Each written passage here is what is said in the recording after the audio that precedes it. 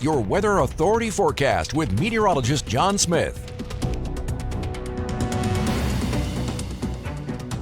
With all the heat around, I think a shower or storm would be welcome relief for most of you, and unfortunately most of you are staying dry for the second half of the weekend. But we do have one thunderstorm that is working its way through the southern portions of Richmond County just south of Rockingham.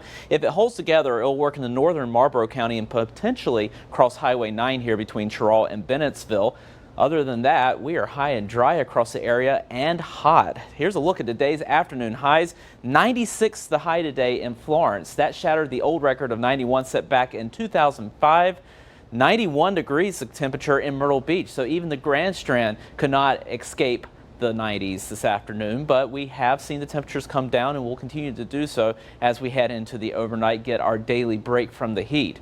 Today's high of 90 degrees or better in Florence now puts us at the second most 90-degree days that we've seen in a year, tying for second with 1998. Back in 1954, we hit 108 days. Now, we are going to fall short of setting that record. We're looking at about 4 more 90-degree days or better over the course of the next week before we finally start to see some cooler air move in. But back in 1954, we actually saw our latest 90-degree day on record, and that was on October 13th. So at least there is an end in sight in terms of the heat, at least the 90-degree heat, but we will see more of it as we begin the work week. 90 degrees the high tomorrow in Florence. We'll be in the low 80s as you head along the Grand Strand with a little bit better sea breeze developing through the afternoon. We'll also have the opportunity of picking up a couple of isolated showers and storms as a weak cold front pushes through, and behind that cold front we cool down by a couple of degrees. We'll be in the upper 80s inland for Tuesday afternoon, into the low 80s along the Grand Strand before we bump the temperatures back up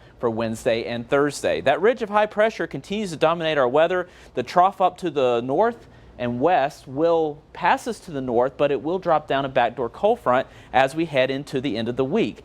And that will bring in some noticeably cooler air heading into next weekend. You'll see those numbers in the 10-day forecast in just a moment. Right now, quick look at the tropics. We do have Hurricane Lorenzo still out there.